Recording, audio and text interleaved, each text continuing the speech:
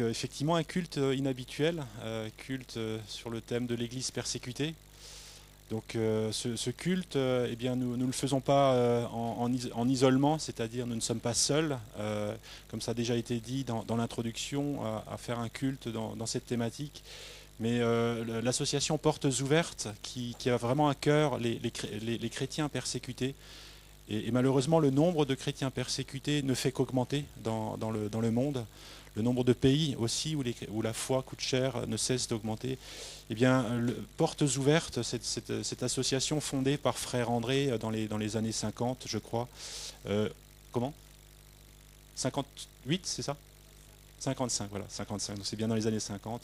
55 par Frère André, donc, qui avait ce souci pour les frères et sœurs qui vivaient derrière le rideau de fer, donc c'était la période où le communisme faisait rage, si je peux dire, et essayait de juguler la foi chrétienne derrière ce rideau de fer. Eh bien, l'association a été fondée à ce moment-là, et depuis lors n'a de cesse de porter dans la prière, mais aussi dans l'action, nos frères et sœurs qui sont persécutés. Donc c'est eux qui mondialement organisent cette journée du 7 novembre autour de cette thématique de l'Église persécutée. Et vous aurez un diaporama qui définira normalement cette thématique autour de l'Église persécutée, donc avec cette année comme thème, nous sommes pressés, mais non pas écrasés, tiré de 2 Corinthiens 4, verset 8. Donc voilà, Portes Ouvertes. Et donc il y a des centaines d'églises dans la francophonie, mais effectivement, comme Jérémy l'a dit, ça va bien au-delà de la francophonie, c'est dans le monde. Donc en Alsace, je sais qu'aujourd'hui, j'étais les 2 derniers dimanches dans l'église de ma maman. En Alsace, ils auront également dans l'église de ma maman ce culte autour de cette thématique. C'est un exemple, hein, dans l'est de la France, nous sommes dans l'ouest. Je suis sûr qu'à bien d'autres endroits, il y aura ce culte qui aura lieu. Donc qui nous permet de nous sensibiliser et de vraiment donner l'honneur aussi à nos frères et sœurs qui vivent ce combat de la foi d'une manière peut-être plus intense que nous ne connaissons, mais qui pourtant ont aussi un message à nous transmettre. Donc voilà, c'est à la fois de nous tenir à leur côté pour pouvoir prier pour eux, les soutenir, et on aura un temps d'offrande tout à l'heure, mais aussi de peut-être voir qu'est-ce que nos frères et sœurs qui vivent cette persécution ont à nous dire, à nous, qui vivons dans un pays où, si je peux dire, nous avons encore ce privilège de vivre une grande liberté. Donc la fable de La Fontaine qui a été citée au départ nous rappelle effectivement que cette fable du chêne et du roseau, vous voyez, ce chêne qui se croit fort, et ce roseau qui, au moindre petit souffle de vent, eh bien, ploie la tête. Mais comme le dit le roseau, eh bien, il plie, mais il ne rompt pas. Et lorsque survient la tempête, eh bien, le chêne se trouve déraciné, alors que le roseau, lui, eh bien, effectivement, il continue de se courber, mais il tient bon. Et nos frères et sœurs qui vivent la persécution, eh bien, je dirais, ils subissent des tempêtes très violentes. Très violentes. Et il vaut mieux être dans ces pays comme le roseau que comme un chêne, vous voyez. Et ils sont comme ce roseau qui plie, qui semble fragile, qui semble méprisable peut-être aux yeux de ce monde, et ce roseau qui tient bon, qui plie mais qui ne rompt pas. Et donc au travers de ce message, ce qu'on va étudier, c'est 2 Corinthiens chapitre 4, on le lira tout à l'heure. Ce qu'on va regarder, c'est... je donnais simplement un petit peu les principaux points de la prédication, donc je vais faire un petit peu d'introduction encore après, avant qu'on entre vraiment dans le vif du sujet, même si je pense l'introduction c'est déjà le vif du sujet. On va se poser la question, mais pourquoi sommes-nous pressés de toutes parts? Donc avec deux aspects, c'est parce que nous détenons un trésor, et parce que nous sommes fragiles, tout simplement. Et pourquoi ne sommes-nous pas écrasés? Cet envers du décor, si vous voulez, on est pressés, mais non écrasés. Pourquoi ne sommes-nous pas écrasés? Eh bien parce que nous sommes des instruments entre les mains de Dieu, et parce que nous portons notre attention sur les réalités éternelles. Donc voilà un petit peu le plan de cette prédication. On aura une vidéo pendant la prédication, je vous le dirai, et les parents des enfants bas âge ont été prévenus pour pouvoir éventuellement occuper les petits, puisque certaines scènes de cette vidéo peuvent être un petit peu choquantes pour les plus petits parmi nous. Donc les chrétiens persécutés, eh bien, ils vivent ces tempêtes qui se manifestent avec différentes formes de pression. Vous voyez, ils sont pressés pour qu'ils renoncent à leur foi. Et cette pression, elle s'exerce comment? Ça s'exerce par les autorités, les gouvernements en place, par la famille, par les collègues, par les voisins, par le village, par toutes sortes de moyens. Il y a cette pression qui s'exerce sur eux, vous voyez, pour qu'ils renoncent à leur foi. Et cette pression est particulièrement terrible pour ces chrétiens-là qui se sont convertis, c'est-à-dire qui ont quitté la foi traditionnelle de leur pays d'appartenance. Ça peut être l'islam, ça peut être le bouddhisme, ça peut être l'hindouisme. Ces chrétiens-là, si vous voulez, comme ce sont les premiers de ces tribus, si je peux dire, ou de ces familles, eh bien, le prix est cher. C'est eux qui ouvrent un chemin, et donc évidemment, il y a une concentration d'attaques à leur égard pour essayer de stopper cela au plus tôt. Et donc cette persécution prend deux grandes formes, simplement pour le repréciser. Il y a la persécution dite marteau. Donc c'est, enfin, comme un marteau, vous voyez, c'est quelque chose qui avait un impact très violent, très fort. Et cette persécution marteau, elle s'attaque, je veux dire, aux personnes dans leur physique, vous voyez, avec des agressions. Et il y a des exemples qui sont cités. Ça peut aller jusqu'à l'assassinat, des blessures, des coups. Ça peut passer par des kidnappings, des mariages forcés, et toutes sortes de choses. Vous voyez, la destruction de biens de ces chrétiens-là, c'est ce qu'on appelle la persécution marteau. Les pays dans lesquels cette persécution marteau est la plus forte, Portes ouvertes établit un index de persécution qui liste les pays par ordre croissant numéro 1, c'est là où la persécution est la plus forte, c'est la Corée du Nord, jusqu'à 50 ou plus même cette année. Donc les pays où cette persécution marteau est la plus forte, l'Inde en fait partie, et vous verrez, l'Inde est un des pays qui est à l'honneur aujourd'hui, parce qu'effectivement la persécution a fortement monté dans ce pays, et c'est un grand pays, avec 1 milliard d'habitants, vous voyez, donc, et énormément de chrétiens qui sont dans ce pays et qui subissent cette persécution. Donc l'Inde en fait partie. Il y a également le Nigeria en Afrique et le Pakistan en Asie centrale, qui sont des pays où cette persécution marteau est extrême. Vous voyez. La deuxième forme de persécution, c'est cette persécution appelée étau. Vous avez le petit logo, vous voyez, qui montre bien cette presse qui vient presser pour essayer de mettre sous pression justement ces chrétiens pour qu'ils renoncent à leur foi. Et donc cette persécution-là, ce qu'elle prend comme forme, c'est surtout de la discrimination. Les chrétiens, vous voyez, ils n'ont plus les mêmes droits, ils sont considérés comme des citoyens de second ordre par rapport aux autres, ils n'ont plus les mêmes droits, ils subissent des procès injustes, parfois sur des sujets comme en Inde, où on leur dit, mais vous faites des conversions forcées de l'hindouisme vers le christianisme, ce qui est tout à fait faux. Ils sont exclus, rejetés, mis à part, vous voyez. On leur refuse un certain nombre de droits. Et les 4 premiers pays de l'index de persécution, les 4 pays où la persécution est le plus fort, globalement, eh bien, ce sont les 4 pays où cette persécution-là, étau, est la plus forte. Donc on ne s'attaque pas directement aux biens, mais on s'attaque, si vous voulez, aux droits et à tout ce qui fait qu'on est un citoyen comme un autre. Et donc les 4 premiers pays, c'est la Corée du Nord qui malheureusement depuis de nombreuses années se trouve en tête de ce classement. Et la situation, si vous suivez un petit peu dans les informations de ce pays, est effroyable. L'Afghanistan, dont on a beaucoup parlé aussi, qui se trouve à égalité avec la Corée du Nord. La Somalie en Afrique et la Libye, donc au Moyen-Orient. Donc ces 4 pays-là sont 4 pays pour juste les citer. Donc maintenant, ceci étant dit, la situation, même si elle est difficile, eh bien, ce que je souhaiterais souligner dans ce petit préambule, c'est que la situation est encourageante. Alors pourquoi? Je vais simplement vous donner quelques exemples. On va commencer par... alors on va voyager un peu dans différents pays dans cette prédication. Je vais vous citer l'exemple de l'Iran. L'Iran qui est le 8e pays dans l'index de persécution, et donc qui subit des persécutions que Portes Ouvertes qualifie d'extrêmes. Eh bien, l'Iran, qui est une république islamique, les chrétiens y sont persécutés, et comme je vous le disais, en particulier ceux qui sont issus de l'islam et qui se convertissent au christianisme.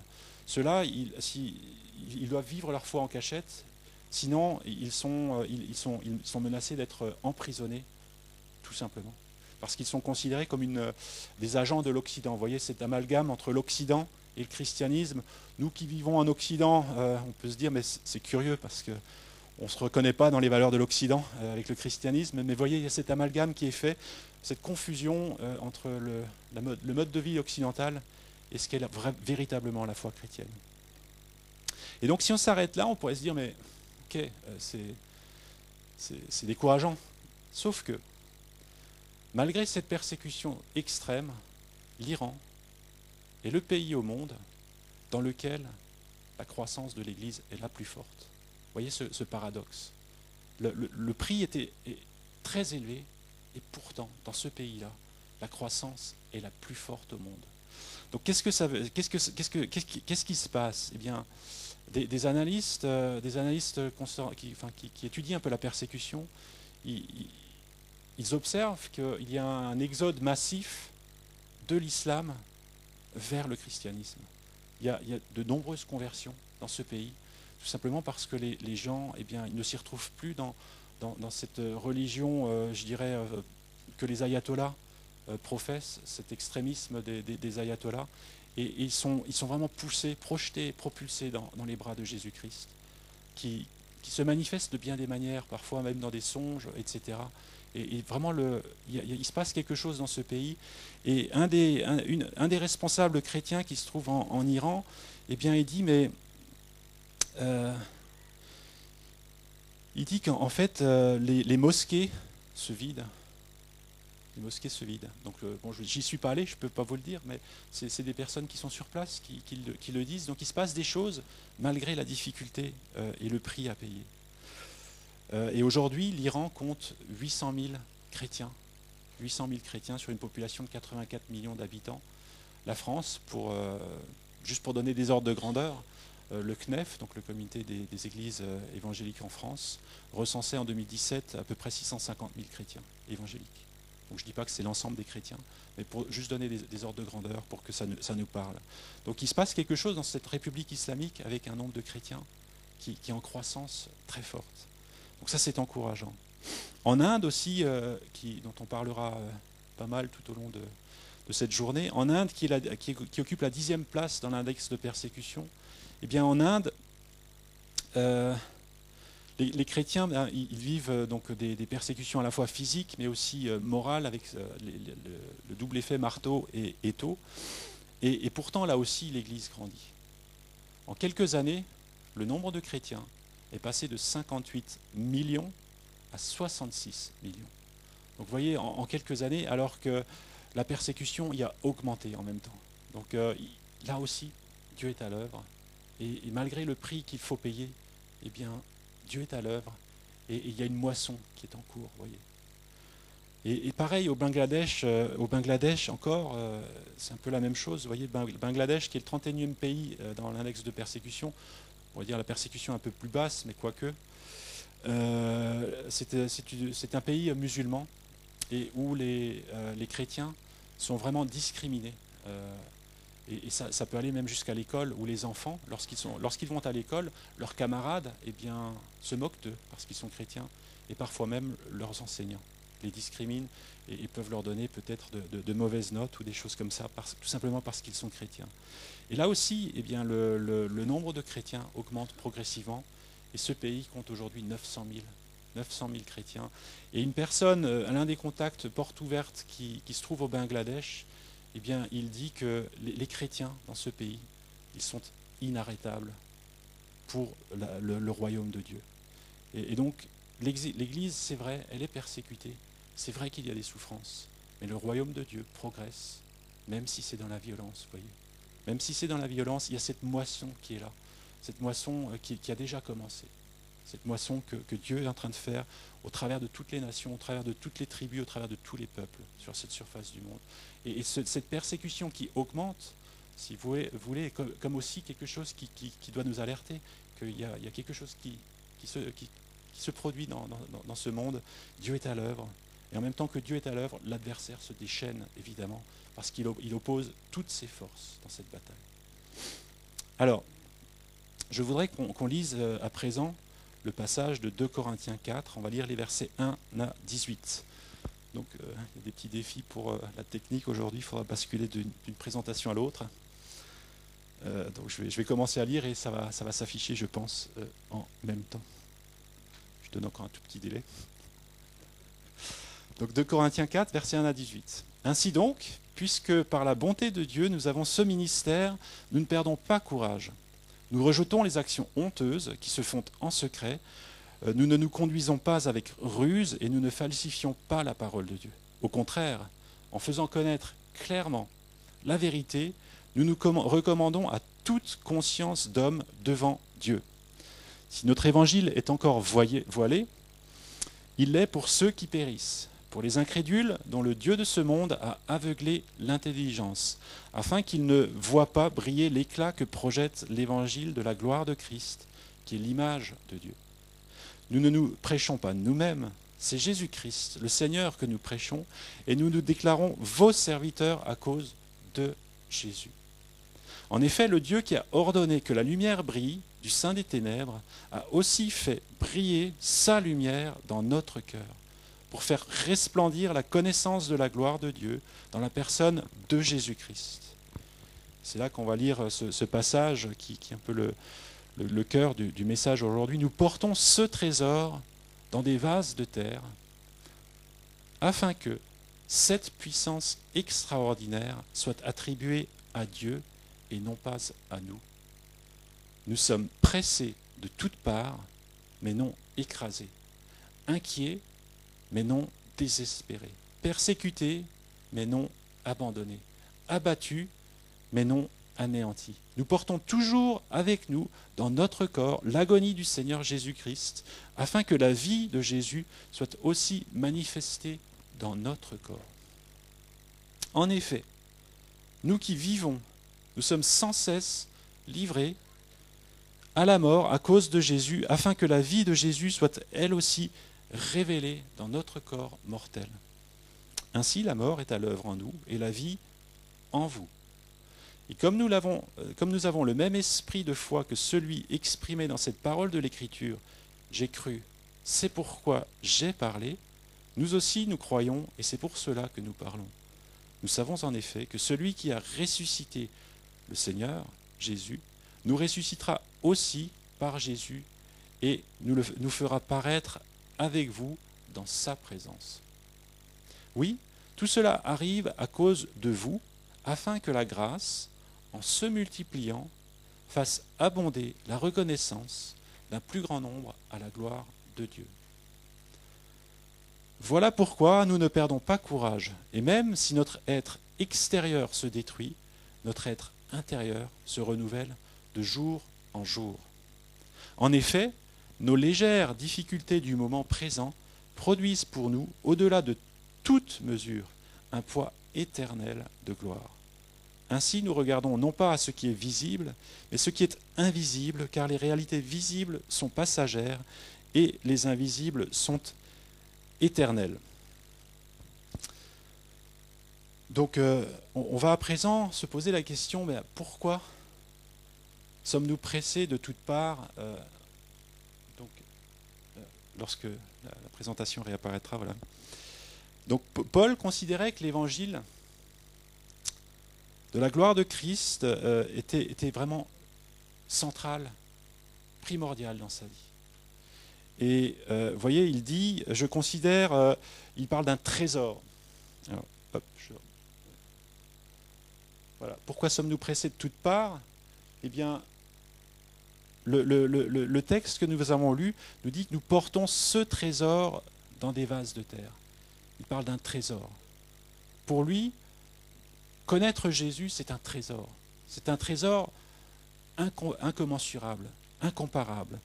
Et connaître Jésus, Paul, il dit, mais à cause de la connaissance de Jésus-Christ, je considère toutes ces choses comme de la boue, ces choses excellentes pourtant aux yeux des hommes qui faisaient je peux dire, sa gloire humaine avant qu'il ne devienne Paul.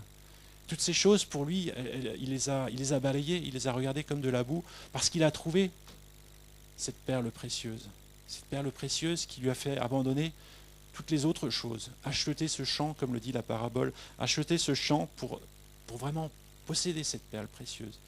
Et ça nous pose la question, mais est-ce que pour nous aussi, nous voyons le fait de connaître Jésus comme ce trésor. Alors le trésor, un trésor, évidemment, c'est quelque chose d'extrêmement précieux. Le problème d'un trésor, c'est que ça attire aussi les regards, ça attire les convoitises. Et dans le sens commun, si on possédait un trésor fait d'or ou d'argent, eh bien, ça peut attirer les voleurs, ça peut attirer des choses comme ça, vous voyez. La particularité du trésor que nous possédons en tant que chrétiens, c'est que ça n'attire pas nécessairement ce genre de comportement-là. Par contre, c'est susceptible d'attirer des comportements hostiles, malgré tout. Et dans les pays où la persécution fait rage, eh bien, ce trésor, il attire la haine. Il attire la haine, et c'est pour cela que les chrétiens, dans ces pays, sont confrontés à cette souffrance. Et je voudrais à présent qu'on puisse regarder la vidéo. C'est une vidéo qui dure 9 minutes, qui raconte le témoignage d'une femme chrétienne en Inde, qui explique un peu ce qu'elle a vécu. Et vous pourrez voir se dégager au travers de ça la valeur du trésor, de ce qu'est ce trésor pour elle.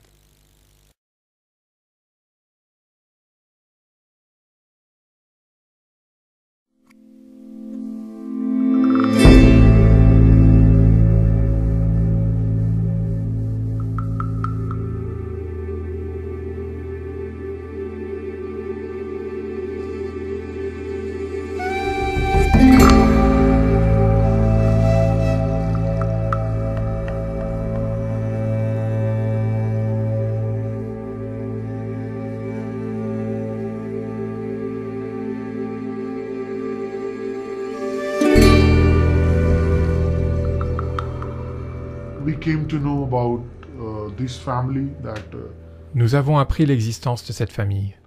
Leur fille a été assassinée. Parce que cette famille avait décidé de suivre Jésus, ils ont dû payer un prix très élevé. Quand j'ai appris cette histoire, j'ai été secoué intérieurement, parce que ma fille avait exactement le même âge à l'époque. Mais le père a fait une déclaration qui m'a fortifié. Nous lui avions demandé « Veux-tu continuer dans ta foi ou veux-tu la quitter ? Parce que tu es en train de perdre tes proches et ils ont menacé de faire pareil à tes autres enfants. » Ce père a répondu « C'est Dieu qui m'a donné ma fille et c'est lui qui me l'a reprise. » Il m'a fait penser à Job à ce moment-là. Cela a continué à tourner dans ma tête. Je suis rentré à la maison, j'ai parlé avec ma femme et je lui ai dit « Croire au Christ, avoir la foi en Jésus-Christ, ce n'est pas facile. Cela coûte très cher. » Et j'ai dit à ma femme « Si quelqu'un arrive et me bat, me tue, je suis prêt à mourir pour le Christ. Mais si quelqu'un s'en prenait à mes enfants, »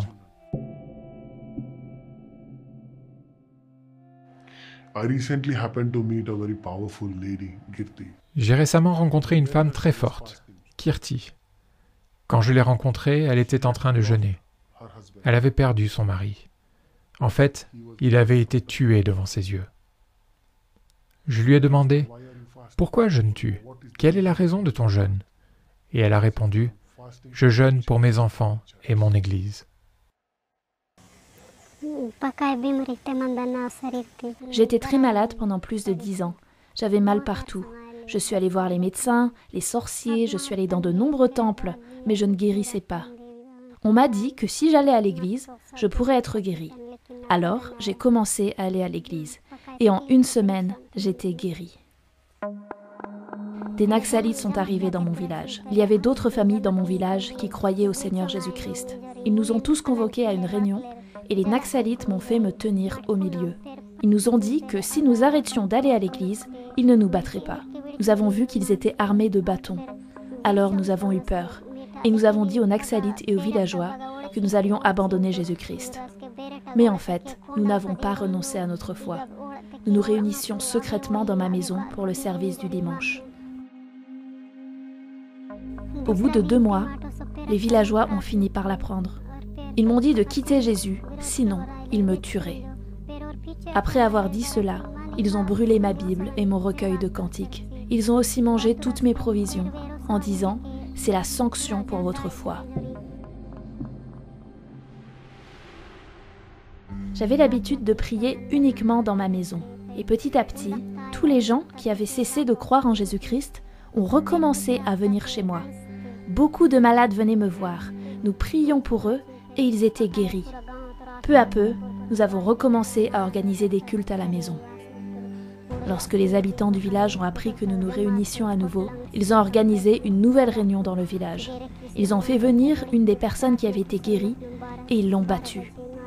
Ce jour-là, ils ont également convoqué d'autres personnes de différents villages pour venir nous battre.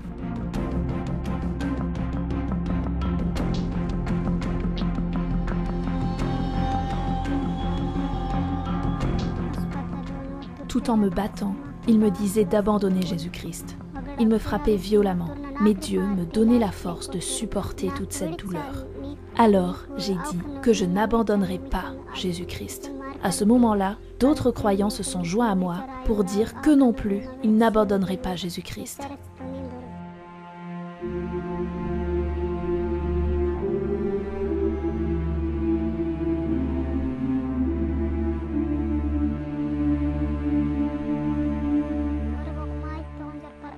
Une nuit, des villageois sont venus rôder autour de notre maison, des cordes à la main. Vers minuit, ils ont frappé à notre porte.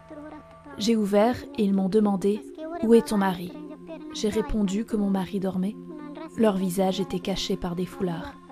Ils sont rentrés dans ma maison et ont emmené mon mari avec eux. J'ai compris qu'ils voulaient se venger sur mon mari à cause de la solidité de ma foi.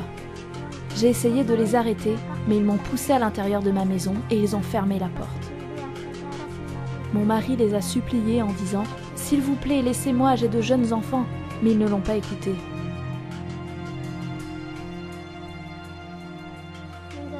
Pendant 6 jours, ils ne lui ont donné ni eau ni nourriture. Ils lui ont bandé les yeux et l'ont emmené de village à village. Mon mari avait perdu la mémoire à cause des tortures qu'on lui faisait subir. Le jour où ils ont décidé d'exécuter mon mari, ce jour-là, mon mari n'était plus capable de me reconnaître et ils ne m'ont pas permis de m'approcher de lui. Ils l'ont fait s'allonger et ont maintenu un bambou sur son cou et 2 personnes se tenaient debout sur le bambou des 2 côtés. Après quelques instants, ils ont dit « Viens récupérer le corps de ton mari ». Ce jour-là, il y avait aussi un autre homme qu'ils voulaient exécuter. Ils ont relâché l'autre homme parce qu'il n'était pas croyant. Mais mon mari a été tué simplement parce qu'il était croyant. Je me tenais à une certaine distance. Je priais et je disais à Dieu « Seigneur, que ta volonté soit faite ». La parole de Dieu m'aide à faire face à toutes sortes de problèmes. Il est écrit « Ne t'inquiète de rien, car Dieu est là pour combler tous tes besoins. Quand je tombe malade, Dieu me guérit et il répond à tous mes besoins. » Les partenaires de Portes Ouvertes nous ont aidés continuellement. Non seulement ils se sont occupés de la nourriture, mais ils nous ont aussi fourni des couvertures et des vêtements. S'il vous plaît, priez pour les personnes qui ont livré mon mari aux Naxalites, afin qu'elles puissent obtenir le salut. Que Dieu change leur cœur et qu'ils puissent eux aussi accepter Jésus-Christ dans leur vie. Je prie pour le salut de mon village et je crois que mon village obtiendra le salut.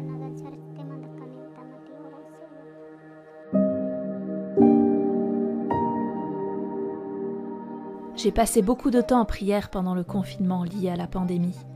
De nombreux villageois sont venus chez moi pour prier pour leur maladie et Dieu les a tous guéris. Maintenant, beaucoup de nouvelles personnes de mon village ont également commencé à croire en Jésus. Environ 10 nouvelles familles ont commencé à croire au Seigneur Jésus pendant le confinement. J'ai encore été persécutée par certaines personnes de mon village, mais maintenant, je n'ai plus peur. Dieu est avec moi. Priez pour nos besoins et priez pour moi, afin que Dieu m'utilise pour son royaume et pour sa gloire dans les années à venir. Quand j'ai appris ce que Kirti avait vécu, toutes les douleurs, les souffrances, les luttes, l'exclusion, face à tant de deuil et de rejet, je pense que n'importe qui pourrait craquer à ce stade. Pourtant, la foi de Kirti n'a pas faibli. J'ai rencontré une personne très forte avec un témoignage fort et une forte conviction personnelle d'être aimé par Dieu.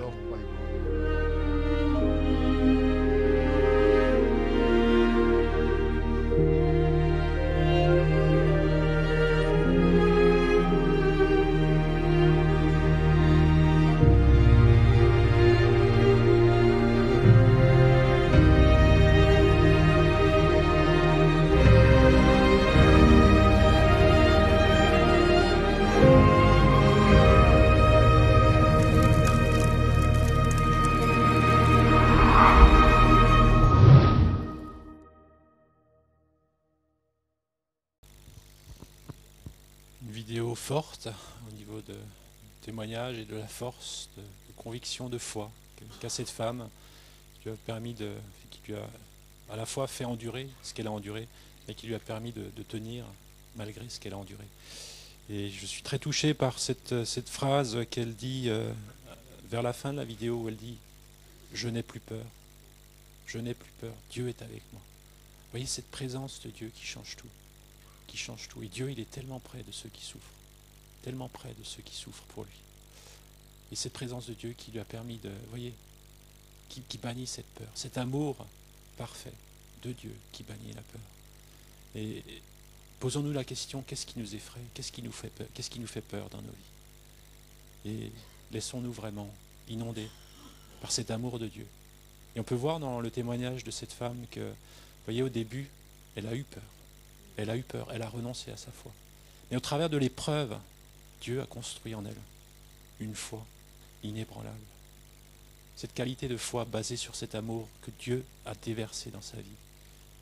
Cet amour que Dieu déverse dans nos cœurs par le moyen du Saint-Esprit. Alors que vraiment nous nous laissions aussi saisir par cet amour de Dieu, par ce trésor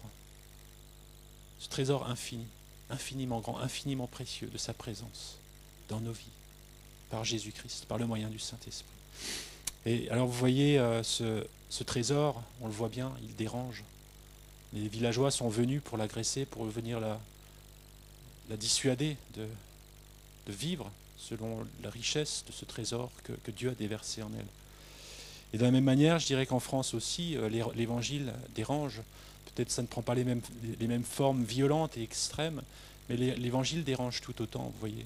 Il dérange évidemment les incrédules que cela gêne, mais il dérange avant tout le diable qui lui se déchaîne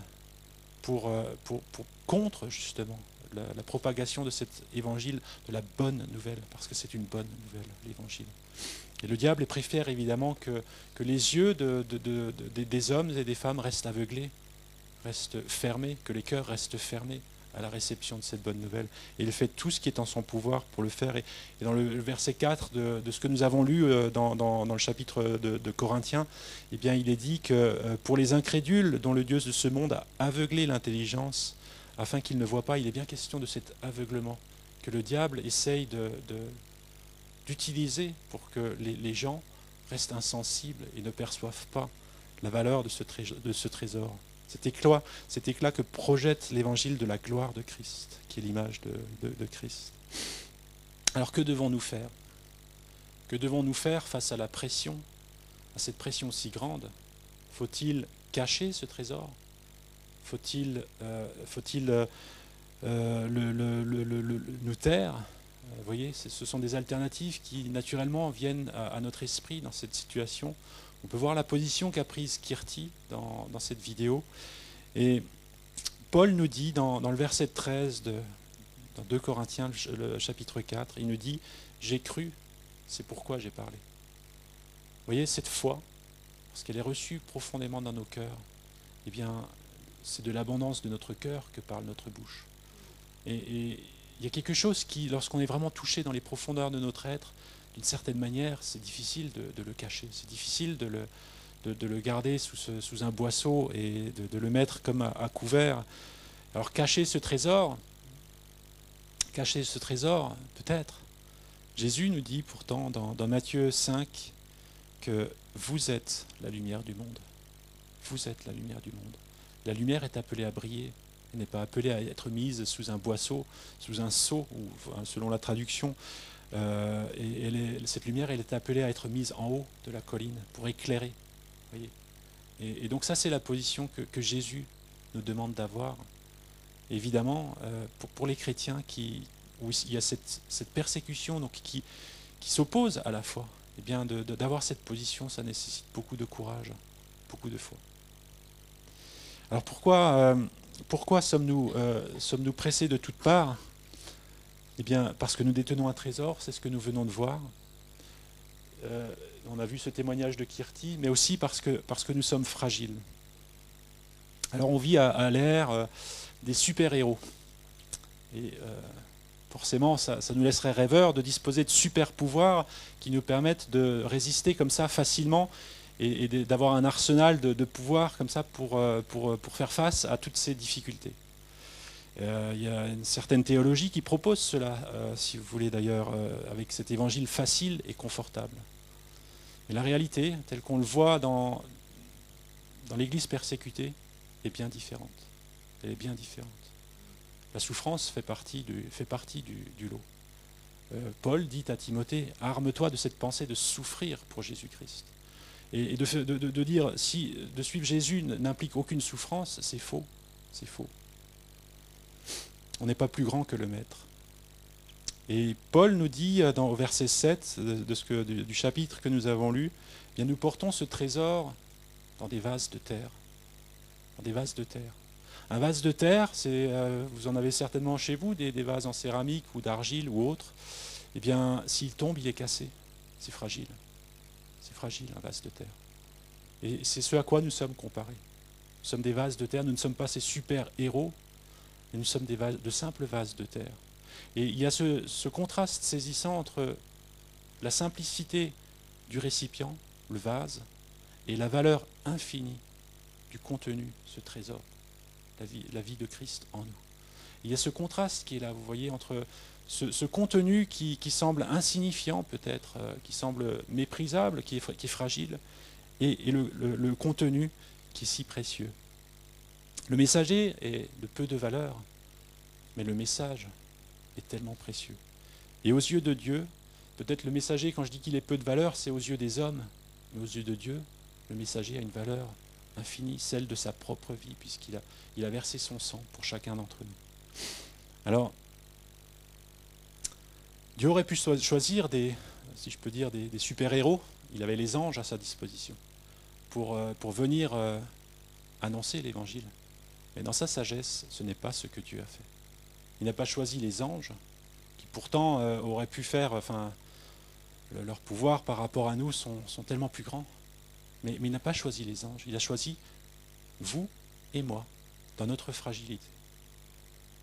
Tout simplement parce que nous serons à même de répandre cette bonne odeur de la grâce de Dieu. La grâce. Les anges, c'est un mystère pour eux, la grâce. Mais pour nous, nous la connaissons. Nous savons combien nous sommes fragiles, nous savons combien nous sommes vulnérables. Du moins, nous y sommes régulièrement confrontés. Peut-être que nous pouvons l'oublier ou essayer de prétendre que nous ne le sommes pas, mais ce n'est qu'une question de temps jusqu'à ce que nous soyons confrontés à notre fragilité et à notre vulnérabilité. Et alors, vous voyez, on peut expérimenter la grâce de Dieu, qui nous a lavés de nos souillures, qui nous a lavés de nos péchés, qui nous aime d'un amour inconditionnel. Et ça, c'est le message de l'Évangile, c'est que Dieu nous aime. Il nous aime. Qui que nous soyons, quoi que nous ayons fait, il nous aime, au point d'avoir donné sa vie. Alors je voudrais à présent vous lire ce témoignage du pasteur Madhira Kothiredi en Inde. Je ne sais plus s'il y avait une diapo associée à ça. Oui. le pasteur Madira Kotiredi était gravement malade. Il était condamné à mourir. Donc ça se passe en Inde. Dieu l'a miraculeusement guéri et il lui a, dans une vision, annoncé qu'il allait lui confier une grande mission. Cet homme ne savait ni lire ni écrire, ou à peine lire et n'avait jamais étudié la théologie. Il est resté avec ce que Dieu lui a dit, qu'il ferait des grandes choses. Un jour, plus tard, il y a un pasteur qui est de passage dans le village de Kotiredi et à qui Dieu a mis à cœur de donner justement à Kotiredi une bicyclette aménagée avec des haut-parleurs et une Bible audio amplifiée, de donner cela à Kotiredi, sans savoir ce que Kotiredi allait en faire. Et s'il s'était fié à son intelligence, il se serait dit, mais cet homme, il sait à peine lire, enfin, qu'est-ce qu'il va faire de tout ça? Et Kotiredi est devenu l'évangéliste à bicyclette. Il a commencé à sillonner les villages alentours en diffusant un chant, puis un verset biblique, et il circulait de village en village en annonçant l'évangile. Il a fait ça pendant 7 ans. Au bout de 7 années, pendant la nuit, un homme est rentré armé d'une hache et s'en est pris à Kotiredi. Il lui a asséné plusieurs coups. Et Kotiredi a été envoyé à l'hôpital quasi mort. Le lendemain, un des partenaires de Portes Ouvertes s'est rendu justement au chevet de Kotiredi. Et il a demandé à l'épouse de Kotiredi, mais est-ce que tu as peur de perdre ton mari? Elle lui a répondu, pour moi, il devrait être mort depuis 7 ans. Souvenez-vous la maladie mortelle dont il était atteint et dont Dieu l'avait guéri. Il devrait être mort depuis 7 ans. Celui qui lui a redonné la vie va s'occuper de lui. Et aujourd'hui, Kotiredi a repris ses tournées à vélo avec encore plus d'énergie. Vous voyez ces deux exemples, Kirti, Kotiredi, qui nous rappellent que nous sommes vulnérables, que nous sommes des vases de terre, que nous ne sommes pas des super-héros. Nous sommes peut-être sans valeur aux yeux du monde, qui nous méprise, qui peut se permettre peut-être de s'en prendre à nous, ou de s'en prendre à nos frères et sœurs chrétiens dans ces pays, mais nous avons une valeur aux yeux de Dieu. Et peut-être que parfois nous pouvons nous dévaloriser nous-mêmes aussi, avoir ce regard sur nous-mêmes, en se disant mais je suis de peu de valeur. Mais c'est alors oublier la valeur que nous avons aux yeux de Dieu. Alors, on a vu pourquoi nous sommes pressés, et je voudrais à présent regarder pourquoi nous ne sommes pas écrasés. Pourquoi nous ne sommes pas écrasés? Une première réponse, c'est de dire que parce que nous sommes des instruments entre les mains de Dieu. Et Paul, qui a écrit les 2 Corinthiens, l'épître aux Corinthiens, il savait de quoi il parlait lorsqu'il parlait de souffrance, de persécution. À plusieurs reprises, il a été laissé pour mort, il a vécu toutes sortes de persécutions, des coups, les 40 coups moins 1, etc.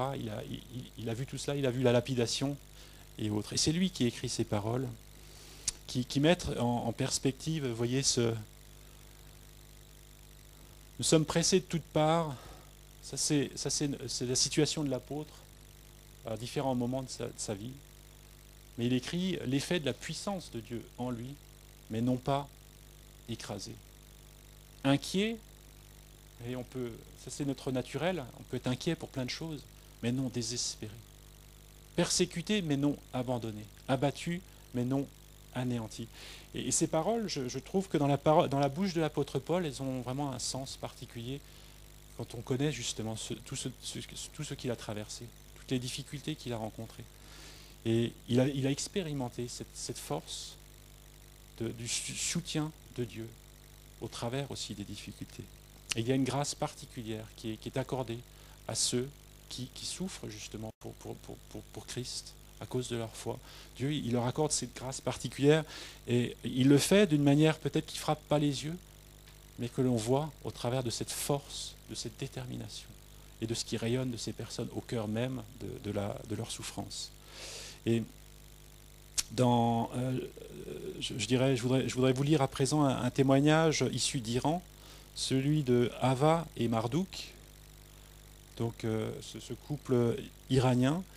Donc Ava et Mardouk sont des chrétiens iraniens, ils sont fervents, ils ont beaucoup souffert à cause de leur foi, notamment suite à l'emprisonnement de Mardouk.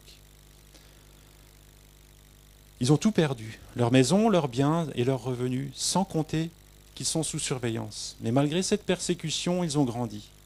Ava raconte, « Quand mon mari était en prison, j'ai vécu beaucoup d'expériences intimes et très fortes avec Dieu, et j'en ai retenu de nombreuses leçons. J'ai appris que Dieu était là, avec moi, dans le feu. » Vous voyez, à la manière des compagnons de Daniel. Ava réalise qu'elle avait lu et relu la Bible, qu'elle l'avait même enseignée aux autres, mais que sa connaissance était en grande partie théorique. C'est grâce à la persécution qu'elle et son mari ont subi qu'elle connaît la réalité de Dieu et de ses promesses. Je sais que nous sommes dans sa main et que personne ne peut nous arracher à lui. Dans l'arrestation de son mari, Ava est devenue comme une enfant, sans défense, mais dépendante de la puissance de Dieu, de la puissance de l'amour de Dieu. Elle apprend de plus en plus à lui faire confiance et à lui obéir. Je peux dire que je suis plus prête et disposée à faire la volonté de Dieu. Vous voyez, ce qui avait été destiné à l'amoindrir dans sa détermination, s'est transformé à être quelque chose qui l'a consolidé, qui l'a rendu plus déterminé encore. Et ce même témoignage que trouve ici, où Ava explique qu'elle a fait des expériences profondes avec Dieu au cœur de la persécution, eh bien, là où les choses étaient peut-être plus théoriques avant, elles n'étaient pas que théoriques, mais elles étaient plus théoriques, elles sont devenues quelque chose expérimenté par rapport à Dieu, par rapport au soutien de Dieu. Eh bien, c'est quelque chose que d'autres chrétiens font dans des situations parfois extrêmes. Et il y a ce témoignage qui tient en quelques lignes d'un pasteur iranien également, qui, après avoir été libéré de prison, a affirmé cette chose simple mais tellement profonde. Dieu m'a accordé le privilège de passer 9 ans en prison pour l'amour de son nom.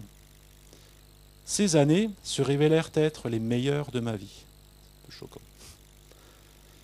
Il explique. Car ce que j'avais cru, lorsque j'étais libre,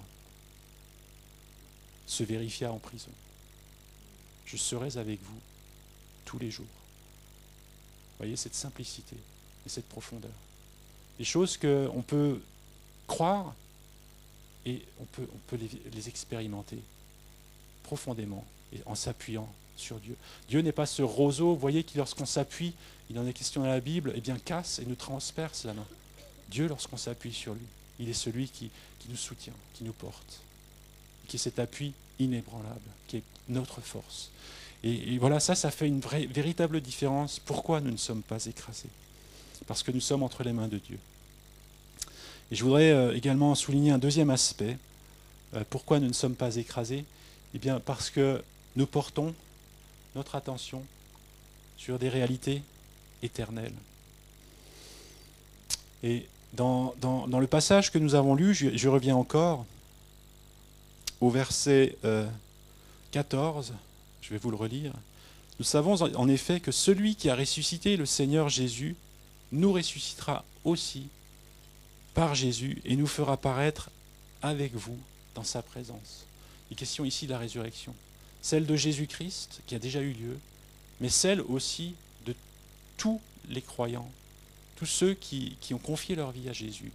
Cette résurrection-là, elle reste encore à venir et elle est certaine, comme l'aurore à la fin de la nuit. Vous voyez. Et il y a quelque chose de certain qui est là comme une lumière qui brille, cette lumière qui brille au bout du tunnel. Peut-être que le tunnel est noir, peut-être que le tunnel est long, mais il y a cette lumière, cette lueur qui brille, qui est cette espérance que nous avons, avec un fondement. Et Paul, ici, dans ce passage, eh bien, lorsqu'il dit « j'ai cru, c'est pourquoi j'ai parlé », on pourrait aussi transcrire, d'une certaine manière, sans tordre les Écritures, « j'ai cru aux ressources divines, c'est pourquoi j'ai délivré le message sans réserve, quoi qu'il m'en coûte ». Beaucoup de chrétiens persécutés expérimentent chaque jour cela, et en témoignant courageusement de leur foi. Et il y a dans le passage aussi au verset 17, alors ce passage est étonnant. En effet, nos légères afflictions ou nos légères difficultés du moment présent, c'est Paul qui l'écrit. Et le mot léger dans sa bouche, il faut mettre derrière tout ce qu'il a vécu. Et c'est quand même assez, c'est assez saisissant qu'il utilise le mot léger. Moi, j'aurais pas utilisé ce mot-là. J'aurais enlevé cet adjectif et puis j'aurais mis nos difficultés ou nos grandes difficultés du moment présent, si j'avais été à la place de Paul, si vous voulez. Mais c'est intéressant qu'il utilise ce mot-là. Nos légères difficultés du moment présent produisent pour nous, au-delà de toute mesure, un poids éternel de gloire. Il y a ce contraste encore là. On a vu tout à l'heure ce contraste entre le vase de terre et le trésor. Et il y a ici ce contraste aussi entre notre situation présente, dans laquelle la souffrance en fait partie, effectivement, en particulier aussi chez nos frères et sœurs chrétiens persécutés, mais ça nous concerne aussi.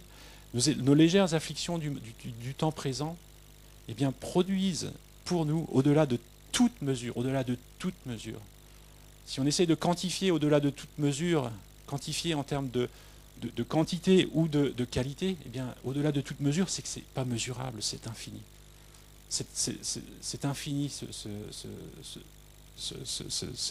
cette gloire qui nous est réservée et qui est à venir, qui sera manifestée. Et Paul avait ses yeux fixés sur cela. Ça ne lui échappait pas. Et Jésus aussi, c'est à cause parce qu'il avait son regard fixé sur la joie à venir, qu'il a enduré toutes les souffrances ici-bas, qu'il a accepté d'endurer les souffrances ici-bas. Et nous, en tant que chrétiens, il nous faut avoir ce regard fixé. Ça ne veut pas dire cette fuite en avant, mais cette assurance de pouvoir vivre ces dimensions encore non manifestées et de pouvoir les vivre intensément dans nos cœurs aujourd'hui, non pas comme une fuite, mais de les vivre aujourd'hui dans nos cœurs pour que ça nous donne cette force et ce regard aussi qui permet, comme Paul, peut-être de dire mais ces légères afflictions et de remettre les choses dans leur juste perspective, vous voyez. Parce qu'il y a ce poids de gloire éternelle, c'est cette autre dimension. La quantité et la qualité sont au-delà de toute mesure. Et la durée, cette gloire éternelle. C'est ce qui nous est dit dans ce verset, vous voyez. Dans ce verset, c'est le verset 17, vous voyez. Alors, oui, c'est vrai, le présent peut être difficile, et il l'est ô combien pour nos frères et sœurs persécutés. Mais ils ont ce regard aussi, qui va au-delà, et qui vit aujourd'hui les promesses encore non réalisées, qui vit comme Abraham avec ce regard tourné vers cette cité céleste dont les fondations sont inébranlables. Alors, en conclusion, notre trésor, ce trésor que nous portons, nous qui sommes de simples vases de terre, eh bien c'est l'évangile, la gloire de Christ. C'est cette présence de Christ.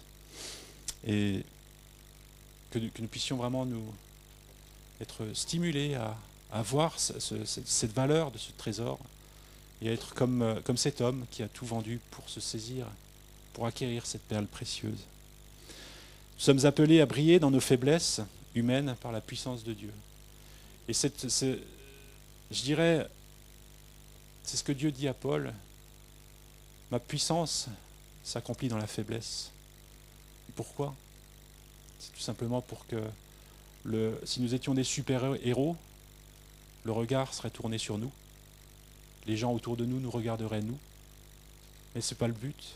Le but, c'est que les gens tournent le regard vers Christ.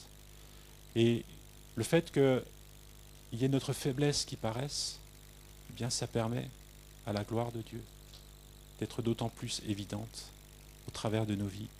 Peut-être que ça peut passer par le fait que ce vase soit